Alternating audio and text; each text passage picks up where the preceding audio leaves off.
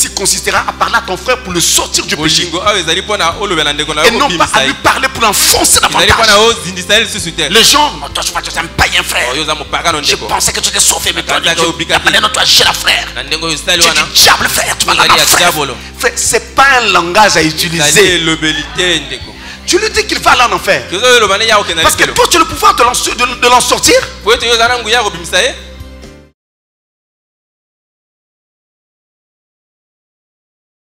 Dieu notre Père Céleste, merci pour cette occasion qui nous est encore accordée d'être rassemblés autour de ta parole. La Bible dit que là où deux ou trois sont assemblés en ton nom, tu es au milieu d'eux. Le temps passe et ta venue se rapproche. Puisse ta parole être bénie dans nos âmes. C'est notre humble prière sous le sang de l'agneau. Au nom de Jésus-Christ. Amen. Amen. Je vous salue tous au nom du Seigneur Jésus-Christ. Et nous rendons grâce à notre Dieu qui nous donne encore cette occasion d'être dans sa maison. Et nous allons prendre les questions que vous avez posées. J'en ai encore beaucoup. Je les prends au fur et à mesure avec l'aide de Dieu. Comme d'habitude, si nous n'avons pas la réponse, nous vous le dirons. Mais ce que nous savons que la parole de Dieu dit, nous vous le dirons également. Alors nous allons prendre la première question et gagner du temps. Et les Écritures, nous les prendrons au fur et à mesure que nous entendons ces questions. Voici la première question. Expliquez Luc 22, verset 18. Luc 22, verset 18. Alors, Luc 22, verset 18. On va nous mettre déjà cette écriture à l'écran. La question continue. Si Jésus-Christ buvait, pourquoi alors le message interdit-il de prendre du vin? Si Jésus-Christ buvait, pourquoi le message nous interdit-il de prendre du vin? Voici, nous lisons d'abord ce passage. Luc 22, le verset 18. Luc 22, verset 18. Car je vous le dis, je ne boirai plus désormais du fruit de la vigne jusqu'à ce que le royaume de Dieu soit venu. Je ne boirai plus désormais du fruit de la vigne jusqu'à ce que le royaume de Dieu soit venu. Nous avons ici un passage où Jésus parle et indique la fin du temps où il mangeait et buvait avec ses apôtres. Et en particulier, la fin du temps où il pouvait prendre la Pâque avec eux. Et pendant qu'il prend ceci, eh bien c'est la dernière Pâque. C'était à l'occasion de la dernière Pâque qu'il était en train de faire cela. Et ensuite, dans les écrits qui vont suivre, il va donc demander à ses disciples de commémorer cet événement. Et c'est alors que sera institué sous l'apôtre Paul ce que nous appelons la Sainte Seine. Donc là, c'était à l'occasion d'une Pâque. Et que lui, il prenait du fruit de la vigne. Le fruit de la vigne donne un jus qu'on appelle donc le jus de raisin. Alors naturellement, s'il est fermenté, si on le garde pendant longtemps justement, eh bien il va devenir alcoolisé. Et ça sera purement de l'alcool. Mais au moment où il est tiré, au moment où on vient de le presser, il est un jus comme tous les autres jus. Donc on peut le prendre sans problème. C'est parfaitement un jus. C'est comme si vous disiez qu'on n'avait plus le droit de manger du raisin. Donc il y a du raisin qui sont vendus ça et là et qui ne sont pas encore pressés. Vous pouvez les acheter et en manger. Il n'y a pas de problème à ce sujet. Donc voyez-vous, il s'agit ici donc du fruit de la vigne qu'on appelle donc le jus de raisin. Et tant que c'est un jus, il n'y a pas de souci. Il n'y a pas de problème. Et je voudrais aussi vous rappeler que lorsque nous prenons la Sainte Seine, eh bien nous prenons ce même jus de raisin. Sauf que là, nous le faisons fermenter. Donc on le garde pendant plusieurs jours. Il devient alcoolisé. Moi-même, je fabrique ce vin-là. Et nous fabriquons cela souvent, la recette que Frère Branham nous a laissée. Étape par étape, tel que Frère Branham le faisait. Quand ne vous trompez pas, c'est un vin au sens pur du terme, et il est alcoolisé. Mais au moment où on fabrique ce vin là, moi qui fabrique, il peut m'arriver de goûter. Donc le jour où on est en train de fabriquer, c'est vraiment un jus comme il y en a pas. Un jus normal et très très bon. Mais sauf qu'après fermentation, après plusieurs jours, il devient complètement alcoolisé. Et si on le garde encore plus longtemps, il sera plus fort.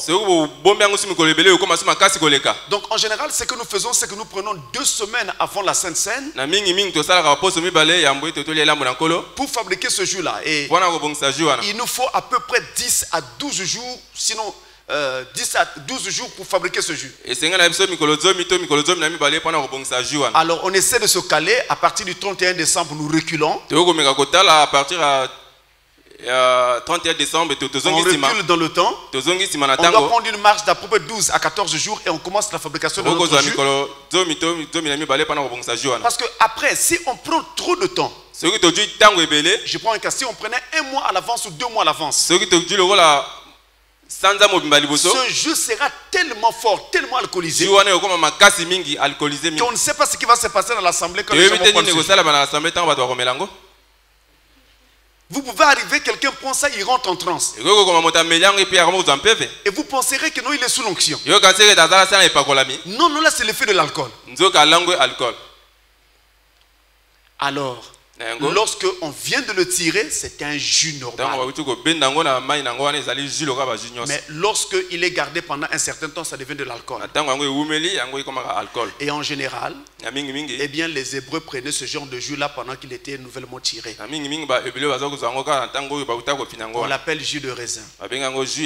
Alors, je voudrais encore revenir, puisque vous parlez de l'alcool, c'est quelque chose qui revient tout le temps. Frère dit, l'alcool détruit les cellules du cerveau. Je parle de ce que Frère Branham dit. Nous croyons tous le prophète. La science dit les cellules du cerveau, ce qu'on appelle encore les cellules nerveuses, les neurones, une fois détruites, ne se renouvellent pas. Les cellules somatiques, donc les cellules du corps, si elles sont détruites, elles peuvent se renouveler. C'est pourquoi si je me blesse, la plaie va se cicatriser et ma peau redeviendra normale. Mais si vous faites un accident et que vous êtes touché au niveau de la tête, vous avez de fortes chances de ne plus vous lever selon la zone de la tête qui a été touchée. Mais pourquoi cela? C'est la même chose avec les AVC. Quand quelqu'un fait un AVC, eh bien, il y a des cellules nerveuses qui sont détruites. Et après, il perd la sensibilité du côté où il a eu le choc. Mais parce que justement, ces cellules ont été détruites et ne peuvent pas se renouveler. Alors, dans un tel cas, il n'y a que Dieu qui peut recréer ces cellules pour que la personne retrouve la vie comme auparavant. Et je voudrais parler à ceux qui sont dans cet état-là que le Dieu qui a fait l'homme n'a pas oublié comment il avait créé ces neurones-là. Il va reconstruire si vous le lui demandez et lui faites confiance. Alors, la dernière trouvaille scientifique actuellement, à l'heure où je vous parle, et même si les gens n'aiment pas faire attention à cela, mais moi j'y fais attention. Et ça, c'est la dernière trouvaille, donc la plus récente là. Il a été démontré scientifiquement que l'alcool, même seulement quelques gouttes, fait du mal au corps. Ça détruit la santé de l'homme. Les gens ont fait courir un message pendant longtemps disant un verre ou deux, ça ne fait pas de mal. Ce qui fait du mal, c'est l'excès. Maintenant, la science dit que même si c'est seulement une goutte, ça fait du mal au corps. Donc le vrai message scientifique à donner aux gens devrait être: ne touchez pas à l'alcool. Et vous savez vous-même que quand quelqu'un est à 1 gramme d'alcool de plus dans le sang, on lui demande de ne pas prendre le volant. Il ne doit pas conduire. Sinon, dans cet état d'ébriété, il va faucher des vies pour rien. Mais vous voyez que rien qu'un gramme de plus d'alcool peut faire des dégâts. Et combien de fois si on en a un peu trop? C'est la même chose avec le banditisme et la délinquance. L'alcool en est l'une des causes. Voilà pourquoi on doit mettre l'alcool de côté. Je me rappelle récemment quand il y a eu la Coupe du Monde. Je ne sais pas, ça doit être en France. On avait interdit la vente d'alcool pendant la finale. Dans une certaine zone, je n'ai plus la mémoire fraîche à ce sujet. Mais pourquoi? Parce que si les gens se livraient à l'alcool avec l'euphorie de la victoire, eh bien ce mélange-là pouvait être explosif. Et sans alcool, on sait ce que ça produit. Avec l'alcool, ça devait donner quoi? C'est terrible. L'alcool est dangereux. Et le message du temps de la fin interdit aux croyants de toucher à l'alcool. Et ceux qui croient dans ce message du temps de la fin ne touchent pas à l'alcool. Ils ne boivent pas. Alors si vous avez envie de boire, mieux vaut repartir dans le monde. Parce que si maintenant vous privez de boire et qu'à la fin vous ratez le ciel, vous aurez raté deux choses. Et le ciel et les joies du monde. Gagnez au moins quelque chose. Une autre question. Qu'en est-il des anges déchus? Dieu les avait-il remplacés? Non. Dieu ne les avait pas remplacés. Ils étaient au nombre de 2/3 de tous les anges que Dieu avait fait. Et ces 2/3 qui s'étaient corrompus en écoutant Satan, Dieu ne les avait pas remplacés. Ils ont été précipités avec Satan lui-même. Et ils sont devenus ce que nous appelons les démons. Et ils sèment partout où il y a les hommes. Ils occupent les forêts, les plaines, les milieux urbains. En tout cas, ils occupent les airs. Ils sont partout. Et Frère Branham dit que lorsque vous faites un voyage, la première personne qui vous reçoit, c'est le diable. Et ne vous faites pas d'illusions. Les esprits existent. Et ces esprits sont des démons. Alors qu'est-ce qu'il faut faire? Il faut donc veiller à prier avant d'aller où que ce soit. Et il faut aussi veiller à prier avant de faire quoi que ce soit. Même quand il s'agit de manger, prie d'abord. Avec ta propre nourriture, tu peux te retrouver à l'hôpital. Il y a quelqu'un qui m'a raconté une histoire qui s'est passée quelque part. Il devait avoir un repas avec un blanc qui venait d'arriver fraîchement d'Europe. Ils étaient un peu nombreux. Alors le repas était servi. Le blanc se sentait heureux d'être en Afrique et de trouver ce climat tropical. Quand il a vu le repas sur la table, il a vu du piment quelque part. Il s'est dit, je vais goûter ce piment-là. On lui dit, est-ce que tu connais ce que c'est exactement? Parce que celui de chez nous, c'est pas comme celui de chez nous. Il dit non, je goûte quand même. Frère, il commence. Le repas commence là. Quand il a goûté ce piment, le visage du blanc est devenu rouge. Le repas s'est arrêté là. On a couru avec l'hôpital. On a laissé le repas. Vous voyez, donc, priez d'abord avant de vous engager dans quoi que ce soit. Et je me rappelle, il y a quelqu'un quelque part. Pardonnez-moi, j'ai perdu la mémoire du nom. Il avait mangé un biscuit de travers, il s'est retrouvé à l'hôpital.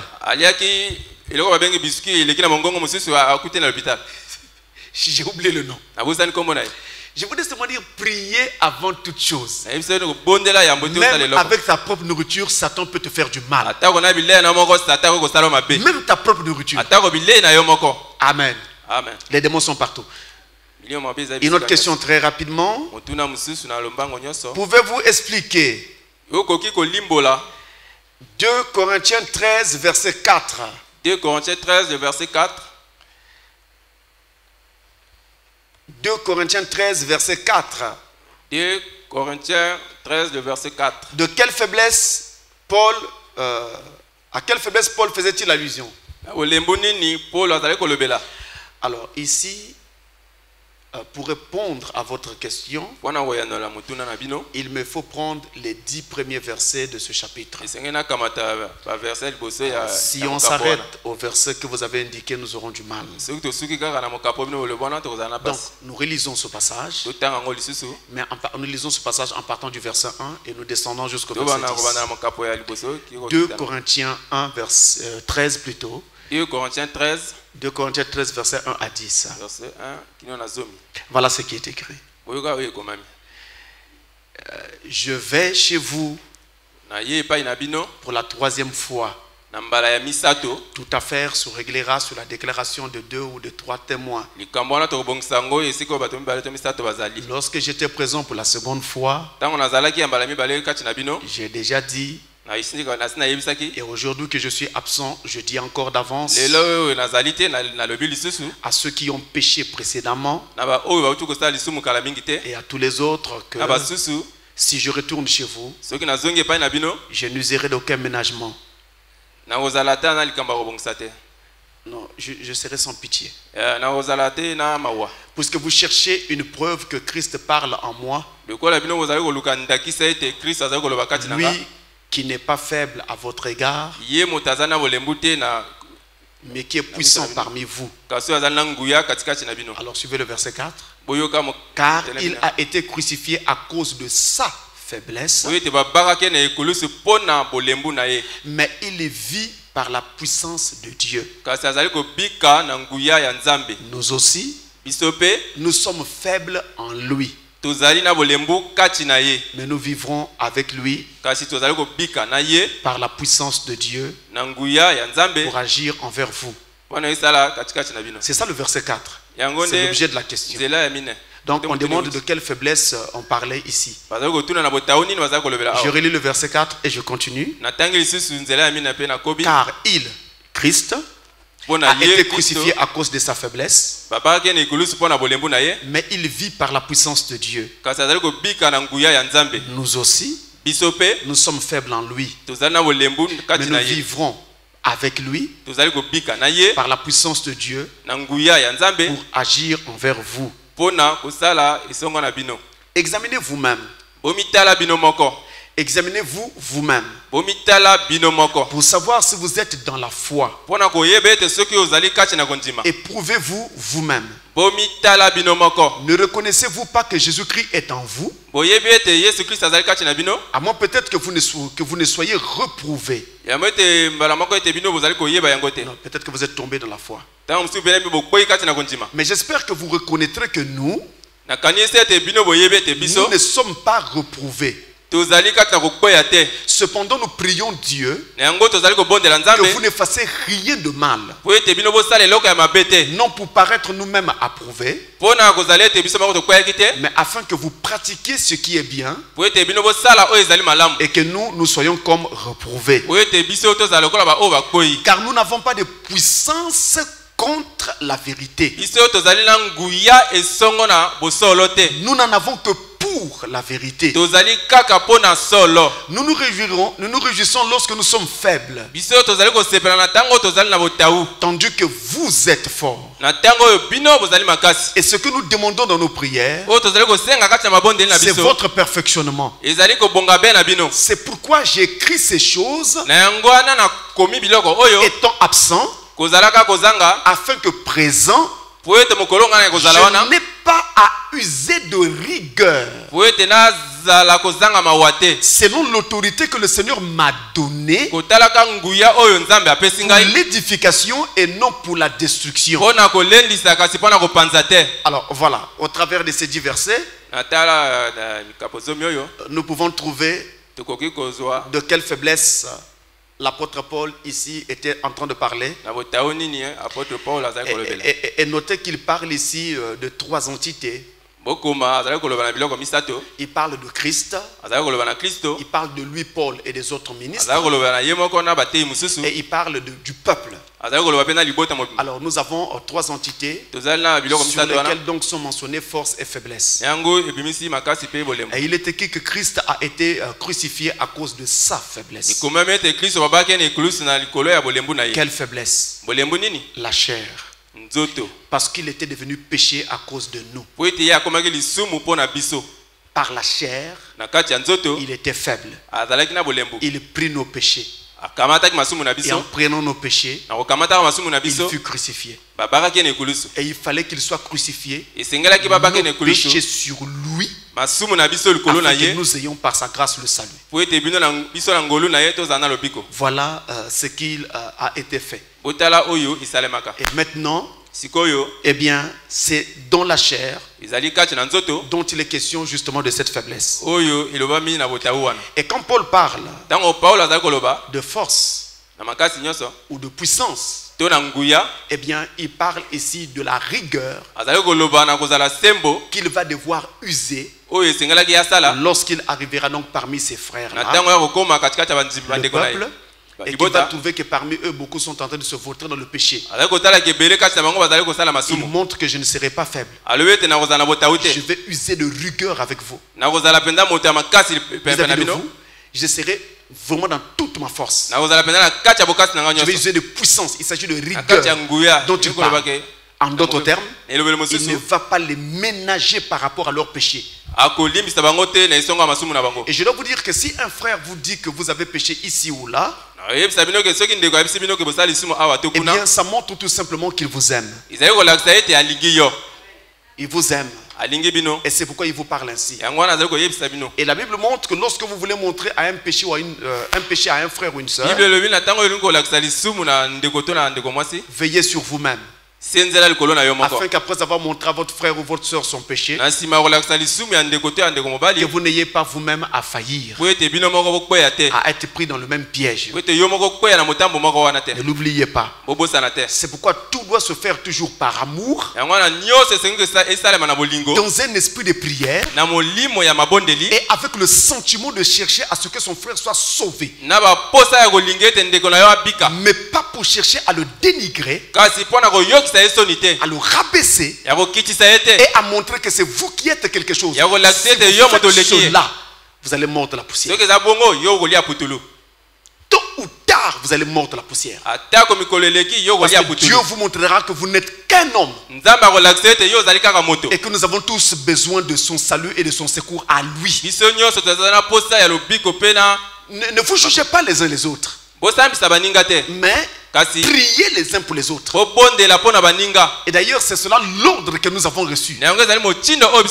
Mais c'est l'un des points sur lesquels les chrétiens mordent encore la poussière. Le plus souvent parmi les chrétiens, quand le péché apparaît, apparaît aussi automatiquement les critiques, le jugement, le dénigrement. On n'avait pas besoin de faire cela. Je veux dire que nous sommes tous comme des gens qui sont en train de voyager dans un bateau. Et que le bateau est en train de faire naufrage.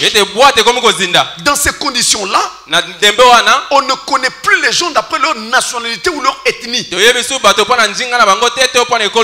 est tous des simples passagers. Et on se tend à tous la main afin de secourir qui on peut. Tu ne peux pas refuser la main de secours à quelqu'un. Parce qu'avant longtemps, tu seras toi-même dans le besoin. Et tu voudras qu'on te tende la main pour te secourir. Nous allons au ciel. Même dans vos prières de tous les jours, ne vous contentez pas seulement de prier pour demander des choses à Dieu. Seigneur, donne-moi ceci. Seigneur, donne-moi cela. Seigneur, j'ai besoin d'un habit. J'ai besoin d'un téléphone ou d'une voiture. Demandez aussi à Dieu la grâce d'aider les frères et les sœurs dans leur marche. La Bible dit prier pour tous les saints. Oh, ça on ne le fait pas. Je répète, ça les chrétiens ne le font pas. On ne le fait pas. Mais il faut prier pour tous les saints. Nous sommes dans une marche. La prière d'un saint quelque part me soutiendra moi. Et ma prière à moi soutiendra aussi ce saint-là. Peu importe dans quel pays il est. Nous avons besoin de prier pour tous les saints dans le corps de Christ. Et dans chaque pays, dans chaque ville, les saints ont leurs épreuves par rapport aux situations qu'ils rencontrent sur le terrain. Et c'est toi et moi qui devons prier pour ces saints-là. Surtout quand nous en avons conscience. Mes frères, arrêtons d'être des simples spectateurs. Devenons des acteurs dans le plan de la rédemption. Agissons aux côtés de Christ pour le bien-être de son église épouse. Prions pour que l'église aille de l'avant. Je n'ai pas dit soleil couchant tabernacle. J'ai dit l'église. C'est-à-dire le corps de Christ entier. Peu importe de quelle assemblée il s'agit. Ne souhaitez jamais le mal à une assemblée quelconque. Mais souhaitez le bien. Peu importe de quelle assemblée il s'agit. Pour qu'ils aillent de l'avant. Christ est mort pour eux.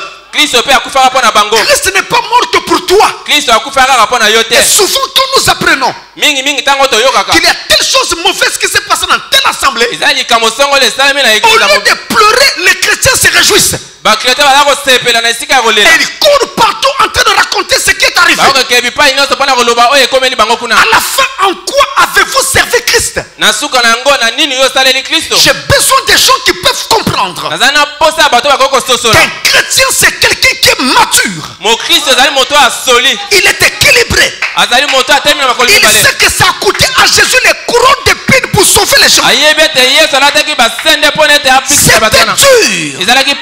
William Branham a prêché la cruauté du péché et la pénalité que cela coûte pour débarrasser le péché de nos vies. Est-ce que vous avez jamais compris cela? Dans l'Ancien Testament, quand on donnait les sacrifices et que quelqu'un venait confesser son péché, le sacrificateur était là pour égorger l'animal. Mais le pécheur, celui qui était venu confesser son péché, il prenait ses mains, il mettait sur l'animal. Pendant que le sacrificateur était en train de l'égorger, il confessait son péché sur l'animal. Et il voyait comment l'animal gigotait, se battait, se débattait. Alors il comprenait que la mort que l'animal était en train de subir, c'est lui qui devait subir cette mort-là. Mais l'animal prenait sa place. Est-ce que vous comprenez?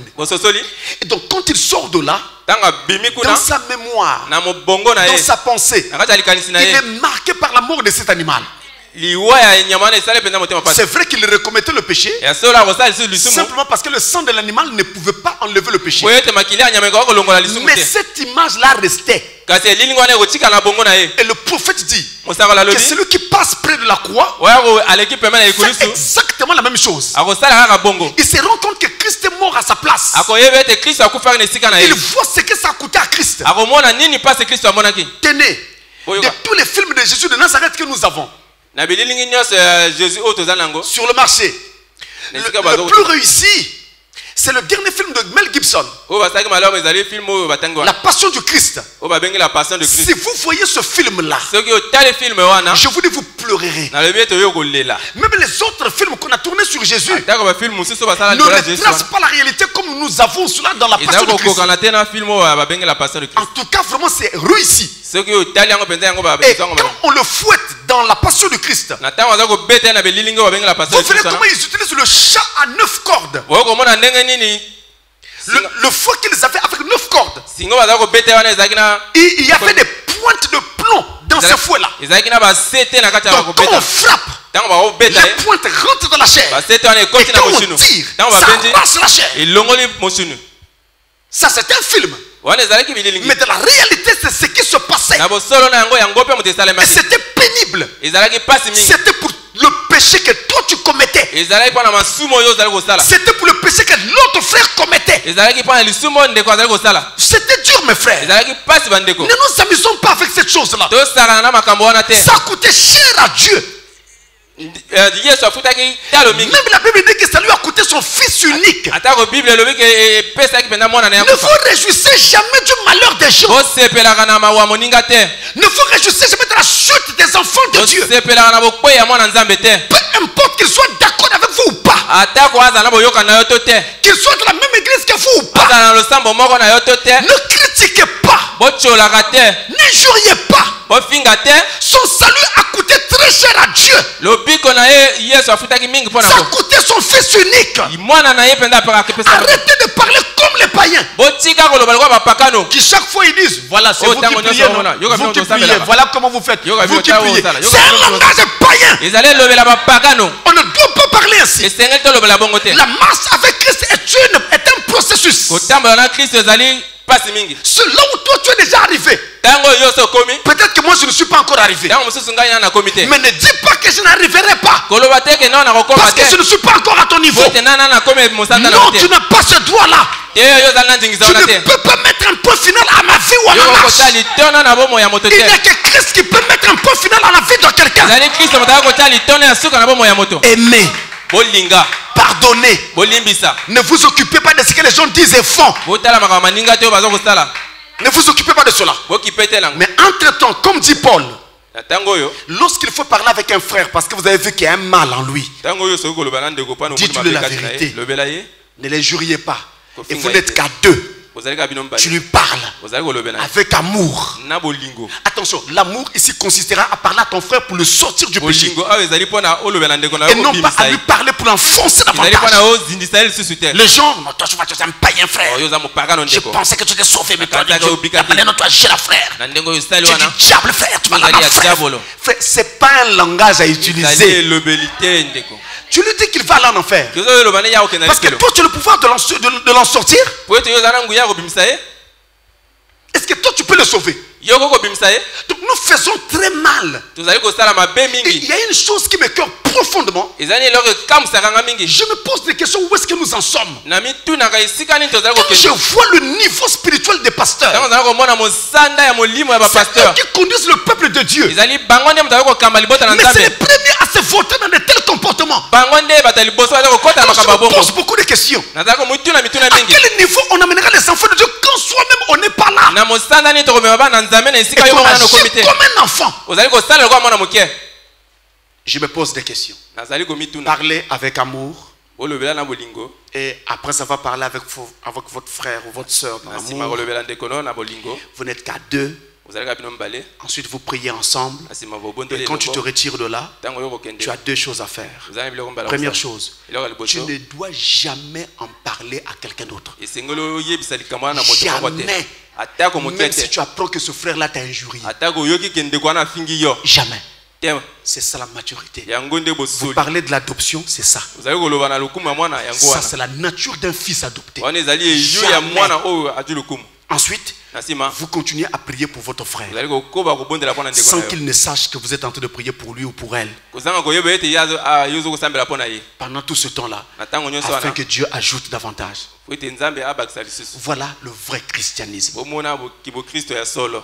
Mais les églises chrétiennes, et je parle sous le contrôle des pasteurs de toutes les obédiences chrétiennes. Les églises chrétiennes sont très loin de ce que je viens de dire. Parmi les chrétiens, il y a trop de commérages, trop de critiques dans les chorales. Les bouches là ne font que parler, et ça ne parle que du mal des autres. J'étais chantel, j'ai fait ceci, j'étais chantel, j'ai fait ça. Mais quand tu dis en quoi ça va l'aider, quand il va apprendre que tu as parlé ainsi de lui, ça lui fera mal. Et il va s'éloigner de vous. Donc ce n'est pas l'attitude à adopter. Soyons chrétiens. Chrétien.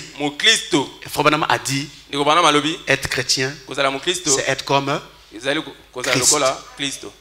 Mais pourtant nous le savons dans le message. Mais nous ne le faisons pas.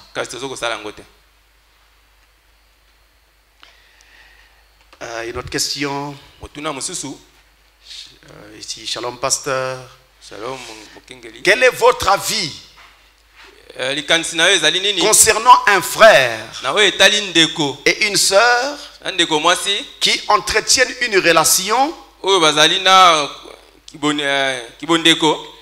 dans le sens que le frère prend soin de la sœur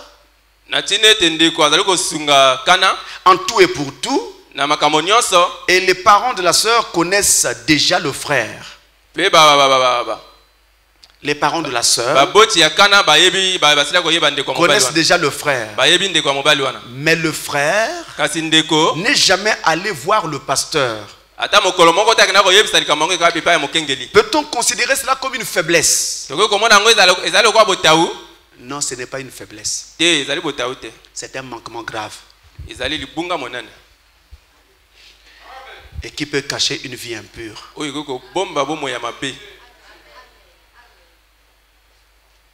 Donc on dit un frère et une sœur qui entretiennent une relation.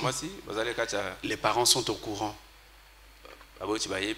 Doivent-ils forcément aller voir le pasteur? Oui.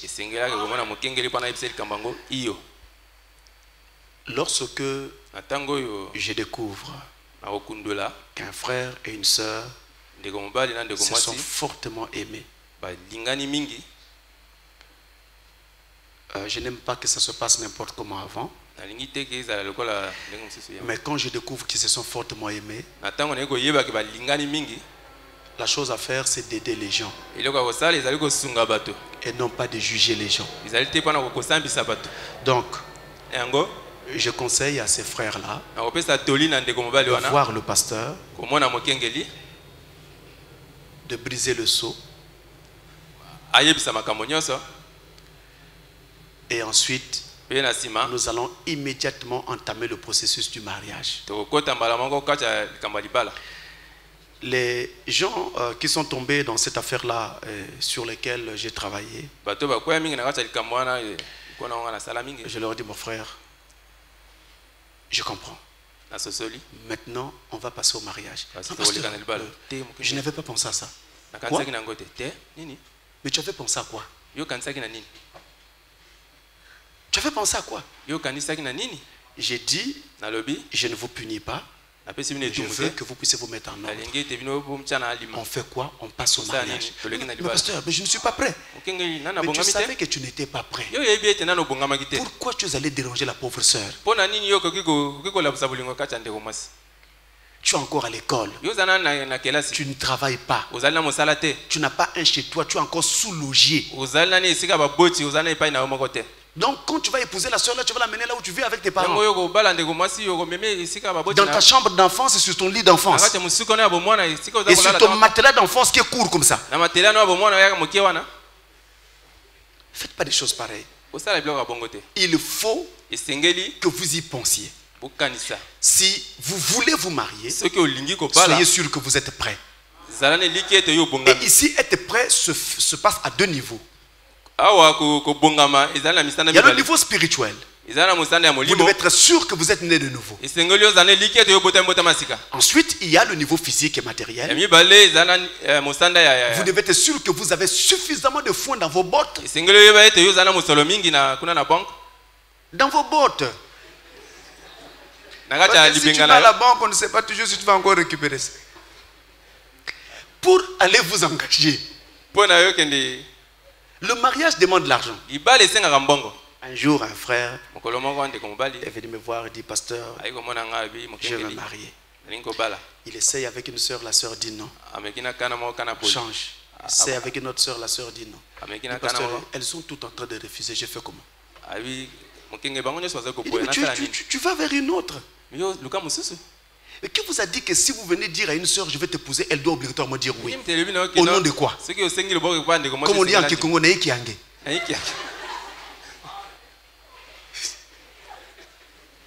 Bon, en lingala, on dit ça comment?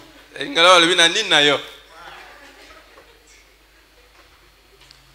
pas obligée. Il y a des frères qui viennent me dire, pasteur, comment la soeur a dit quelque chose? Mais frère, tu dois attendre. Pasteur, mais ça fait 6 mois. Mais oui, mais c'est sa vie. Elle va engager sa vie avec toi. Elle doit prendre son temps.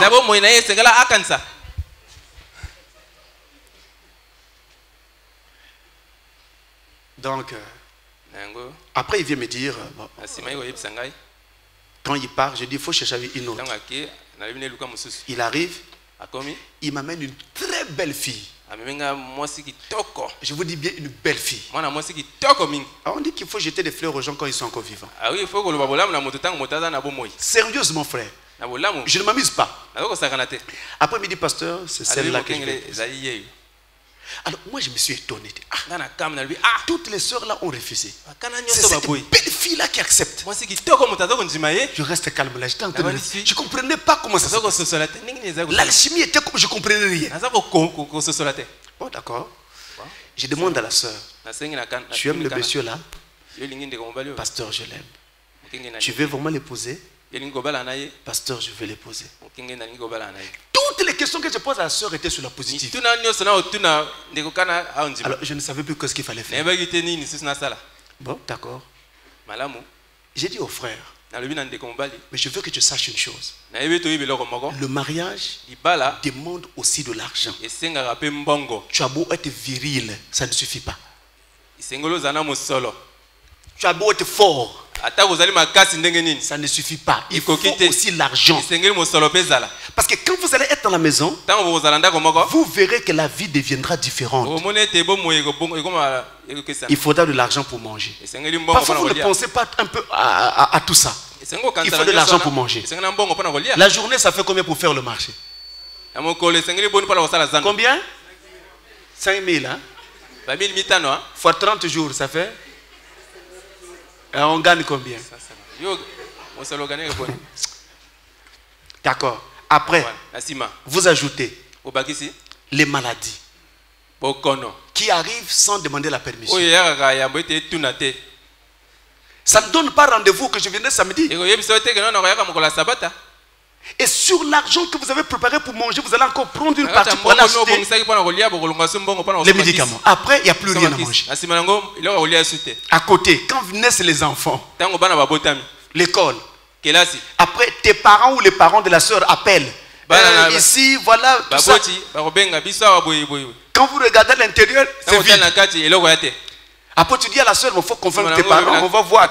Convaincre comment? Tu es un beau fils.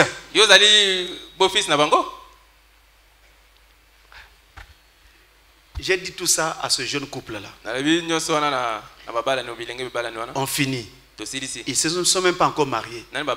Dans, je crois, le mois qui suivait, la soeur tombe malade. On devait l'opérer. Ça demandait une opération chirurgicale. Quand on sort la facture, le frère vient, pasteur, on doit opérer la soeur. Je le regarde. Qu'est-ce que je t'avais dit? Tu vas payer la facture là. Yoko fout ta facture. Là, on ne négocie pas. Je t'avais dit qu'il ne suffit pas seulement d'aller prendre une femme et mettre dans la maison. Il faut aussi être capable. Paye la facture. Mais pasteur, mais je ne sais pas trop. Je n'ai rien à te dire. Opération. Avant même le mariage. Dis frère, tu as vu? Ça, c'est avant le mariage. Après, on ne sait pas ce qui va arriver. Frère, la vie a des surprises terribles. On ne vous demande pas d'avoir des millions, mais on vous demande d'être prêt.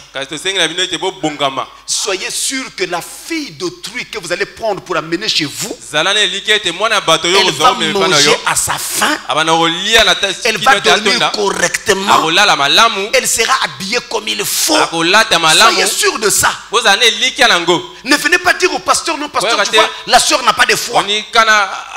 On doit s'attendre à Dieu, elle ne croit pas. Non frère, pour ça on n'a pas besoin de foi. Moi si je suis une femme, le matin quand je me lève, je sais que le mari doit donner l'argent, je dois manger. À ceux qui marquent, prenez ça. Amen. Ne viens pas dire non comme une soeur comme ça. Comme disait un frère. Pasteur, regarde-moi une soeur comme ça. Hein? Des soeurs elle ne peut pas préparer au charbon.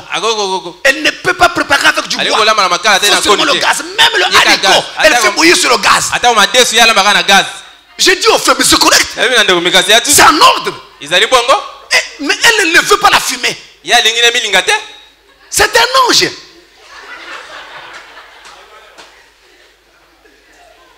Achète le gaz, elle va mettre sur haricot sur le gaz. Qui vous a dit, c'est écrit où? Qu'on ne peut pas faire bouillir le haricot sur le gaz. Les bleus font comment pour bouillir leur haricot? Sur le charbon? C'est pas sur le gaz. Mais parce que si on utilise le gaz, ça va vite finir. Mais tu achètes une autre bouteille. Frère, je suis sérieux. Je ne m'amuse pas, c'est sérieux. Si tu ne peux pas, laisse. Porte ta fonture. Ah mes frères, quand je parle là, je sais par où on est passé. C'est terrible frère, vraiment terrible. Ou parfois votre femme tombe malade et vous n'avez personne pour la garder. Tu gardes ta femme à l'hôpital. Le matin, tu vas travailler. Tu finis le travail, tu cours à la maison voir comment les enfants. Tu ne vas pas à l'hôpital. Tu dors là. Bon, attendez de voir. Venez voir le pasteur. Hein? Venez voir le pasteur. Je ne vous fais pas peur. Hein?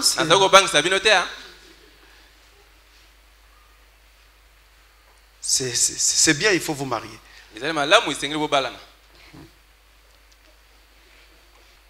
Alors, une autre question. Une autre question, il est dit. Pasteur, quel est le processus à suivre pour un frère qui ne communie pas avec la sœur dans une même église? Selon la parole, doit-on aborder la sœur directement puisqu'il ne connaît pas d'abord le pasteur de la sœur? N'abordez pas la sœur directement. Allez d'abord voir son pasteur. Ici on fait comment? Si vous voulez épouser une sœur qui est dans la même église que vous, venez voir le pasteur. Le pasteur vous dit allez-y. Vous savez, au soleil couchant un jour, il y a une sœur qui se levait. Elle partait pour se soulager certainement. Ensuite elle revenait. Il y a un frère qui la regarde et qui dit ah, j'ai trouvé la femme que je vais épouser, c'est celle-là. Mais elle était mariée. Bon, maintenant, imaginez que ce frère-là aille voir cette sœur. J'étais en train de prier, Dieu m'a dit que je vais t'épouser. Une telle sœur peut fuir l'église. Parce qu'elle peut penser que ça c'est une église des bandits. Moi je suis marié, on va encore m'épouser. C'est quelle histoire ça? C'est pourquoi vous devez voir le pasteur, parce que le pasteur connaît ses brebis. Il vous dira non, cette soeur là elle est déjà mariée. Enfin, si vous êtes très nombreux comme c'est le cas du soleil couchant et on ne se connaît pas toujours, donc le pasteur vous dira. Ou alors il vous dira cette soeur là est déjà fiancée. Il y a déjà un processus autour de cette soeur là, donc la porte est fermée. Il vous dira. Vous comprenez? Donc voyez, commencez par voir le pasteur. Alors moi c'est ce que je ferai. Avec mes brebis, je leur demande de commencer par voir le pasteur. Parce que aussi le pasteur est censé connaître tout ce qui se passe dans l'assemblée. Et je voudrais que vous puissiez respecter l'autre pasteur de l'assemblée où se trouve la sœur que vous voulez épouser, en voyant ce pasteur là. Ne commencez pas à donner des rendez-vous à la pauvre fille. Son pasteur ne sait pas. Ne souffrez pas pour rien. Si vous faites tout avec cette sœur et qu'à la fin le pasteur dise non, je ne veux pas, je n'épouse pas ce garçon, tout s'arrête là. Tout s'arrête là. On ne contourne jamais un pasteur dans une église. Faites très attention. Je sais que nous avons les parents de la sœur qui seront naturellement consultés. Mais je vous dis que le pasteur a une place prépondérante. On ne peut pas le contourner. Donc de même que je vous demande de me consulter moi, je vous demande aussi de consulter l'autre pasteur. Mais si vous êtes dans mon église à moi et que vous voulez épouser une sœur qui est dans une autre église, eh bien vous devez commencer par venir me voir moi. Je dois savoir pourquoi tu as quitté la maison pour aller te marier. J'ai beaucoup d'enfants ici, de très belles filles, et toi, tu laisses tous ces gens-là, tu vas te réfugier ailleurs. Je dois savoir pourquoi. Là, tu dois me convaincre. Parce que si tu ne me convaincs pas, je vais refuser. Je parle ouvertement, de cœur à cœur. Il faut me convaincre. Maintenant, une fois que tu m'as convaincu, je te dirai d'aller voir l'autre pasteur. Quand tu vas le voir, lui, il va m'appeler. Pasteur Francis, il y a une de tes brebis qui voilà. Après, on s'entend. En général, le pasteur demande des nouvelles. Est-ce que c'est un bon frère? Est-ce que ce n'est pas un dangereux? Il demande des informations et le pasteur donne. Maintenant, si tu contournes le pasteur, quand l'autre pasteur sera saisi du problème, il va demander à la sœur, le frère prie où? Il est chez pasteur Francis. Lui, il prend son téléphone, il appelle pasteur Francis. Tu as une brebis appelée X et Y. Quoi? Sa tête est comment?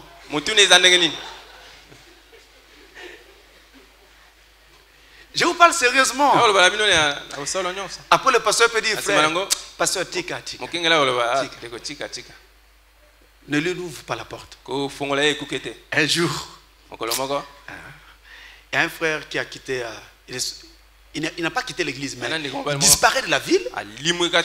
Il se retrouve dans un autre lieu pour aller prêcher. Dans une autre ville. Et il arrive là-bas, on lui pose la question.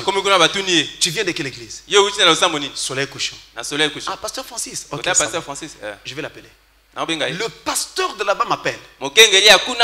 Pasteur, vous avez une brebis? Je fouille dans la bergerie. Papa, où il est sorti? Quand même, j'étais couché à la porte. Non, moi j'étais couché à la porte. Bon, il est sorti par. Rappelle-moi son nom, pasteur. Oh, non, son nom c'est tel. Bon, il est comment? Bon, il a une tête un peu comme ça. Coude comme ça. J'ai crié. J'ai seulement dit à ce pasteur, le pasteur, pardon, Bozoyer, mettez-le dans l'avion, renvoyez-le nous.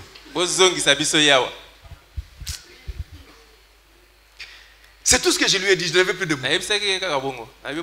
Je connais ce frère-là, je lui avais dit, attends, jamais. Donc pendant que je ne savais pas, il avait tourné, il s'est retrouvé déjà ailleurs. J'ai seulement dit, mettez-le dans l'avion. Pardon, mettez-le dans l'avion. Renvoyez-le. Alors, une autre question. Pourquoi dans le message nous avons des représentations des images de Dieu alors que la Bible nous interdit de faire une quelconque représentation sur Dieu? Je ne sais pas si nous avons vraiment des représentations de Dieu dans nos messages. Non, ce n'est pas ce que vous pensez. En posant la question, je sais que vous êtes en train de penser aux images, aux photos que nous avons dans certaines églises du message, où on voit le Jésus d'Hoffmann, on voit William Branham avec la colonne de feu sur la tête, des choses comme ça. Je voudrais que vous sachiez ceci. Ces photos-là ne sont que des témoignage en image de ce que Dieu a fait dans ces tâches. Donc c'est comme si moi je me tenais devant toi pour te raconter ce que Dieu a fait. Mais au lieu de te parler, tu as l'image qui te parle. Et ensuite, à propos des images, regardez, il est écrit dans Exode 20, nous y allons. Exode 20, verset 4 à 5. Exode 20, verset 4 à 5. Là, il est dit, tu ne te feras point d'image taillée, ni de représentation quelconque, des choses qui sont en haut dans les cieux, qui sont en bas sur la terre, et qui sont dans les eaux plus bas que la terre. Tu ne te prosterneras point devant elle, et tu ne les serviras point, car moi l'Éternel ton Dieu, je suis un Dieu jaloux, qui punit l'iniquité des pères sur les enfants jusqu'à la troisième et la quatrième génération de ceux qui me haïssent. Donc vous voyez, le verset 5 dit, pourquoi on ne doit pas faire de représentation? Ne faites pas de représentation pour les adorer, pour vous prosterner devant elle. Le même Dieu qui avait dit de ne pas faire de représentation a dit à Moïse de faire des chérubins en or et de les placer sur le propitiatoire, le couvercle de l'arche de l'alliance. Et même le tabernacle de Moïse avait des tentures avec des figurines. Donc on ne peut pas parler ainsi. Le problème ici, c'est de ne pas adorer ces images. Même si tu prends la photo de la colonne de feu chez toi, tu la mettais dans ton salon, il ne faut pas adorer cette image-là, mais tu peux adorer la colonne de feu qui est sur l'image. Je ne sais pas si on parle le même langage. L'image là, c'est un papier qu'on peut mettre au feu. Mais sur le papier se trouve représenté quelque chose qui a de la valeur pour moi. Et c'est ça que je peux adorer. Et cette chose là ou cette personne là n'est pas en l'air, il habite dans mon cœur. Une autre question, rapidement. Que dit le message sur les relations ou la communion entre un frère et une sœur? Que dit le message sur les relations ou la communion entre un frère et une sœur? C'est ça la question, mais après il développe. Car depuis un certain temps, on remarque un refroidissement de la communication entre les frères et les sœurs. C'est comme si on était des étrangers. Les sœurs sont devenues tellement distantes que même un simple shalom est devenu froid. Que dit la Bible à ce sujet? Ah frère, pour ça beaucoup mieux la Bible vraiment. Vous me cherchez des passages bibliques pour ça. Le message demande à ce que les frères et les sœurs se tiennent bien dans leur conduite et ne soient pas mélangés dans la vie de tous les jours. Donc vous ne pouvez pas ici à la fin d'un culte, tu dis shalom une sœur, shalom sœur, comme ça, shalom sœur. C'est dangereux. Tu peux faire ça avec un frère à toi, mais pas avec une sœur d'autrui. Tu attrapes la main de la sœur. Shalom. Lâche la main, mais il attrape. Lâche la main. Sœur. Mais tu tiens pourquoi? Tu as dit shalom, c'est fini, lâche la main. Toi, tu veux tenir la main de la sœur pour qu'elle ne fuit pas et que tu lui parles. Sœur, tu ne dois pas accepter ça. Tu dois dire au frère, frère, est-ce que tu peux lâcher ma main? Ce que tu fais ne me plaît pas. Dis-lui la vérité.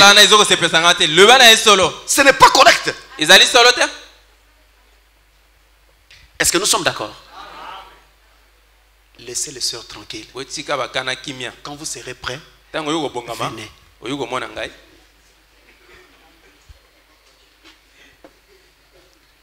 Ne cherchez pas, non, voilà, non, c'est juste une amie. Juste une amie. Oh, vous parlez de quoi? Enfin, quand vous parlez de quoi? Sur les 7 tonnerres. Donc, tu as laissé les frères. Toi, ce sont les sœurs que tu veux convaincre avec tes 7 tonnerres. Laissez ça. On ne veut pas voir ici à la fin d'un culte un frère à côté d'une sœur. Il sourit seulement. Le sourire m'a dit beaucoup de choses. Parfois ça veut dire, comme vous nous voyez là, ne faites pas ça. Respect. L'apôtre Paul avait dit, saluez-vous par un saint baiser. Mais frère Branham dit, vous ne pouvez pas embrasser une femme sans sentir des sensations. Vous voyez, aujourd'hui, je n'ai pas le droit d'embrasser n'importe qui, même si c'est mon enfant. À un certain âge encore, il n'y a pas de problème. Mais à un âge donné, tu ne peux plus. Tout comme rentrer dans la chambre de ta fille. Papa, ta fille a déjà 18 ans et plus. Toi, tout le temps, tu dois rentrer dans sa chambre. Et quand tu rentres, tu fermes la porte. Pourquoi? Non, je vais l'exhorter. Donc, maman ne peut pas entendre cette exhortation-là.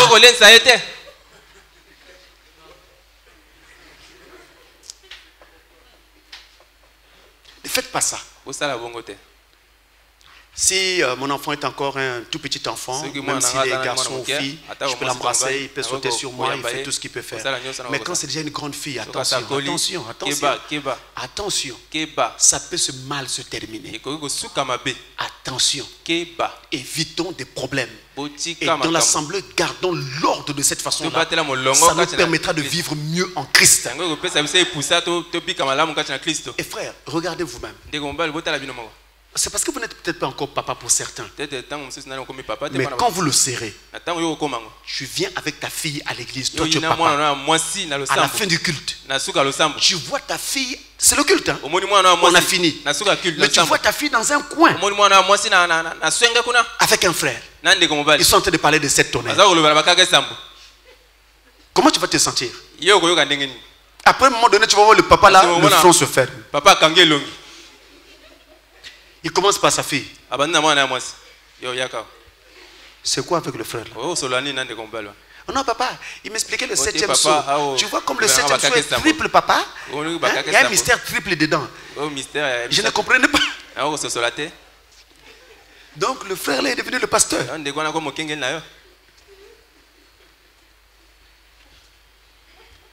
Vous voyez? Tenez, regardez. Nous sommes en Afrique. Parce qu'en Europe, chez les autres, ça se passe peut-être un peu différent. En Afrique, tu viens chez des gens en Afrique. Tu frappes à la porte. On te reçoit. Bonjour, bonjour. Oui. Non, je voudrais voir un tel. Pardonnez-moi, si je prends, on va dire, il a cité un tel, donc il cite le nom d'une fille. J'ai oublié le nom. Je voudrais voir un tel. Un tel? Pourquoi? Oh non, c'est une amie de classe. Déjà, papa commence à regarder. Ami de classe. Vous allez remarquer le visage du papa. Il regarde la tête, il descend jusqu'au pied. On va l'appeler. Et quand il vous donne la chaise, vous êtes quelque part là. Pendant que vous allez causer, vous verrez, le papa là dans la maison, il vient à la fenêtre. Il fait semblant pour écouter ce qui se dit là. Ça ne marche pas chez nous. Laissons ça. Ça ne marche pas. Même quand vous me parlez de fréquentation, chez nous, ça ne marche pas. Vous savez, si vous venez chez quelqu'un qui est un frère en Christ, il connaît le message. Il vous recevra, vous allez parler avec sa fille. Mais s'il ne connaît pas le message, quand il va te dire assois-toi là, après il va sortir avec une machette. Aujourd'hui, c'est en train de changer un peu parce que j'ai constaté que il y a beaucoup de relâchements un peu dans notre société. Mais hier, frère, je vous dis hier, ce n'était pas faisable. Hier, à l'école primaire, les gens avaient l'habitude d'utiliser des petits miroirs qu'ils mettaient sous les jupes des femmes. Quand la jeune fille t'avait surprise en train de faire cela, mon cher ami, ce jour-là, tu étais bon. Elle allait dire à l'instituteur, on te prenait. Hein? Frère, tu étais tapé comme il n'y en avait pas. Tu jurais de ne plus recommencer. Non, aujourd'hui, non. Nous n'avons plus besoin de mettre des miroirs. C'est elles-mêmes qui viennent se présenter. Elles sont tranquillement nues dans les rues. Mais aujourd'hui, c'est plus facile de voir une femme nue que de s'acheter du pain. Moi, je vous conseille de garder les choses propres à l'église. Ne mélangez pas. Les frères ou la sœur, tu peux dire un shalom. Shalom, ma sœur, shalom. Tu es parti. Si tu penses que tu aimes cette sœur, prie dans ton cœur. Prie Dieu afin qu'il vous donne l'occasion de vous marier demain.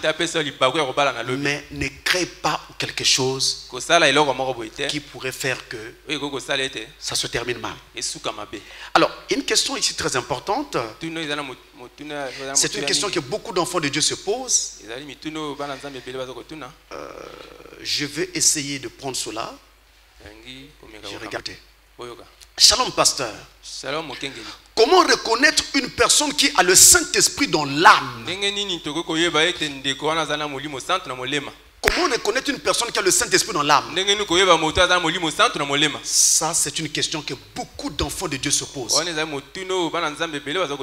Alors, je vais essayer. Regardez. Nous commençons par Ésaïe chapitre 11. Versets 2 à 3.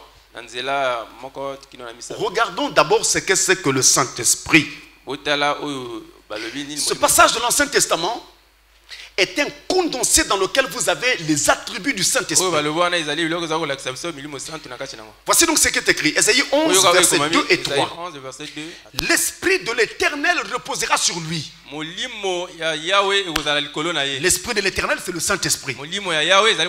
Esprit de sagesse et d'intelligence. Esprit de conseil et de force. Esprit de connaissance et de crainte de l'Éternel. Il respirera la crainte de l'Éternel. Il ne jugera point sur l'apparence. Il ne prononcera point sur un oui-dire. On parle là de Jésus. Mais c'est exactement ce que fait le Saint-Esprit. Quand il vient dans ta vie, il va te donner de la sagesse. Tu seras sage. Non pas de la sagesse du monde, mais de la sagesse de Dieu. Ici, la sagesse veut dire savoir ce qui doit être fait par rapport à ce que la parole de Dieu dit. La sagesse n'est pas la connaissance. La sagesse, c'est la capacité d'utiliser correctement la connaissance qu'on a. Et Dieu va vous la donner par le Saint-Esprit. Ensuite, il vous donnera l'intelligence par le Saint-Esprit. L'intelligence ici, c'est le discernement, la capacité capacité de faire la part des choses entre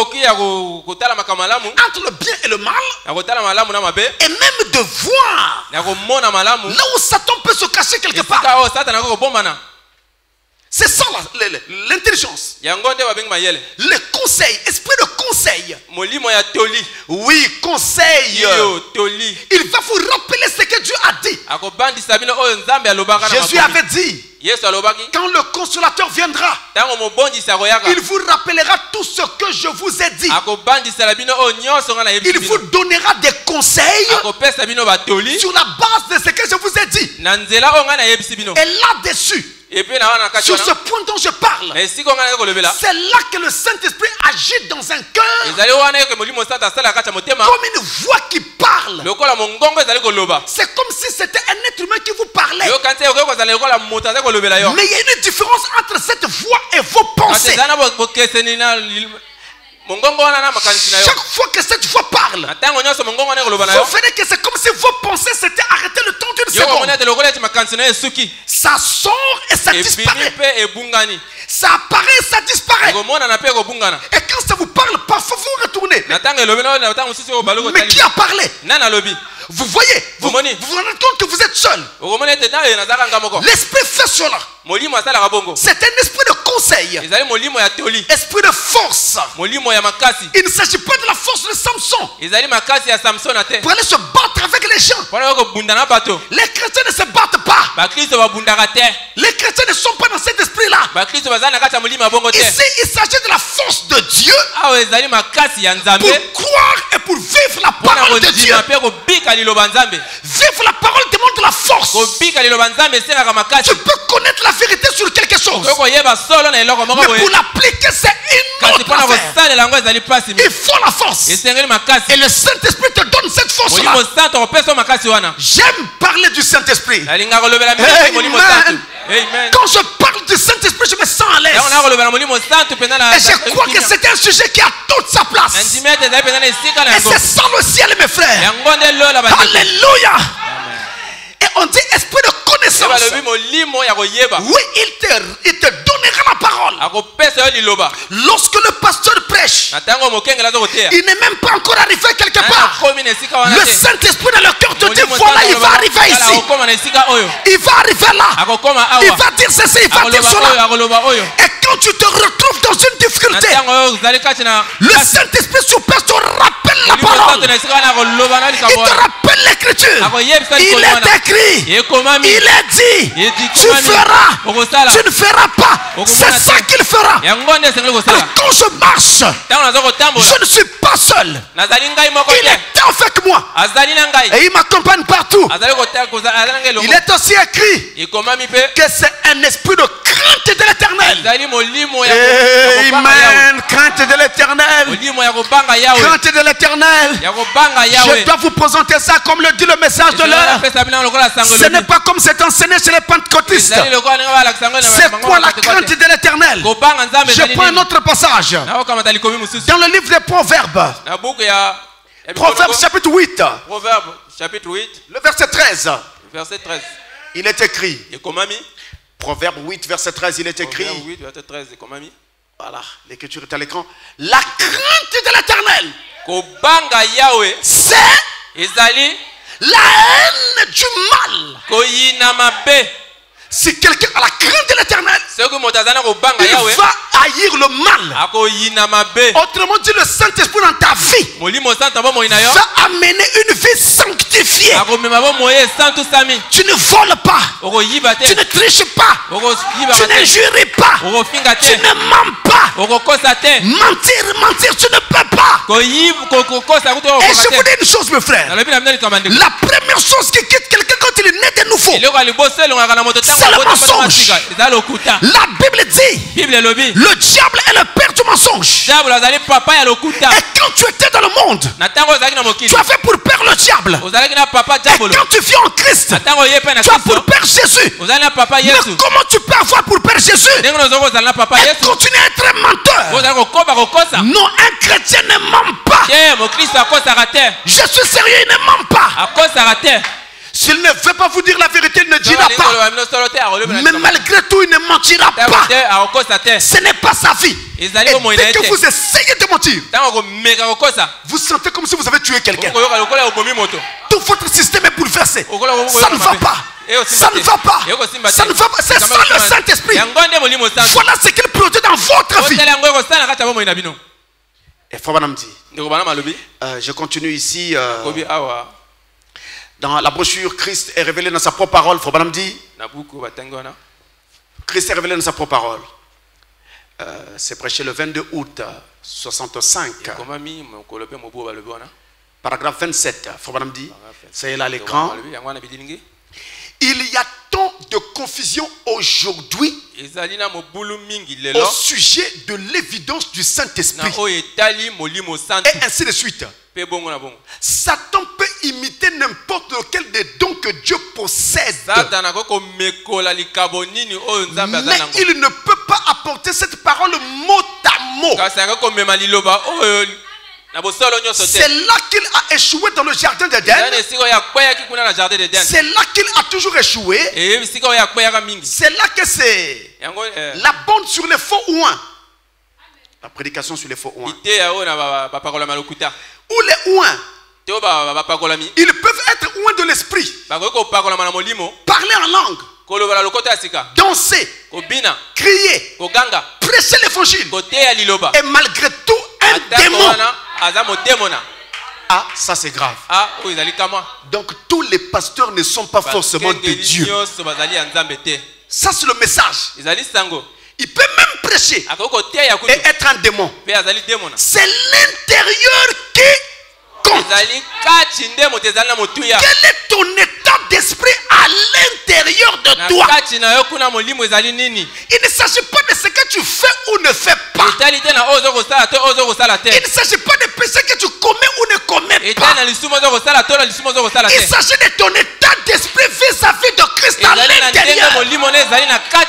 C'est ça qui explique l'histoire de la femme qui jouait du piano. Mais elle portait des jupes courtes.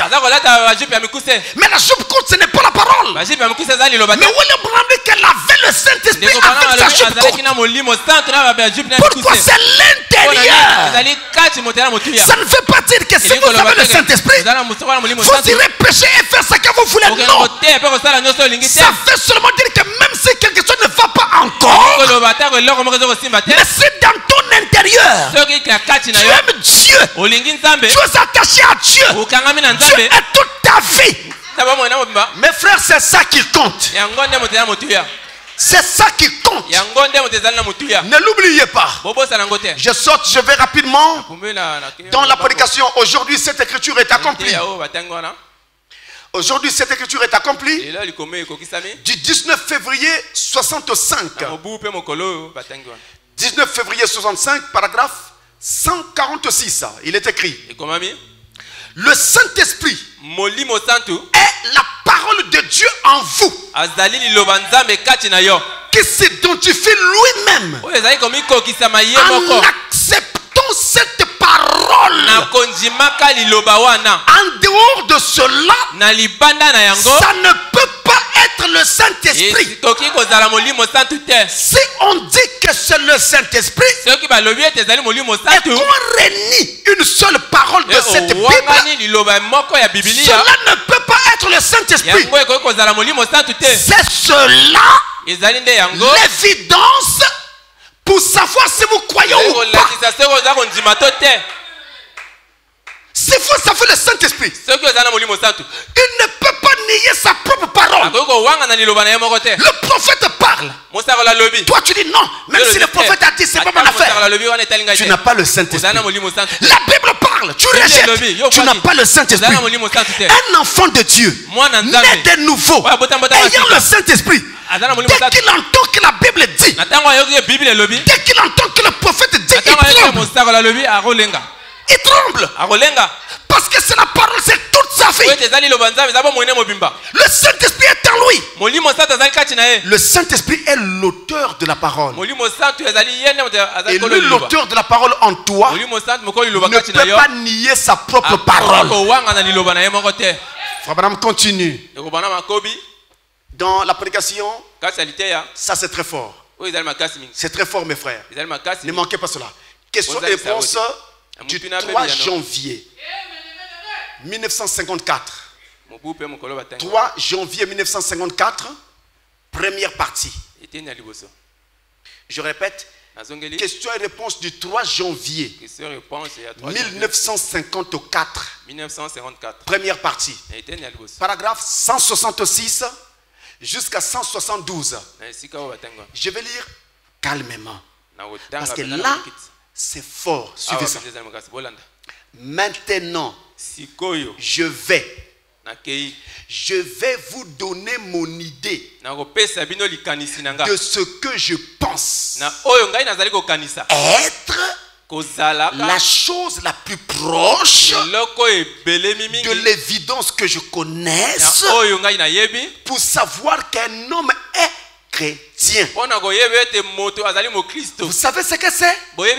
C'est le travail de l'âme.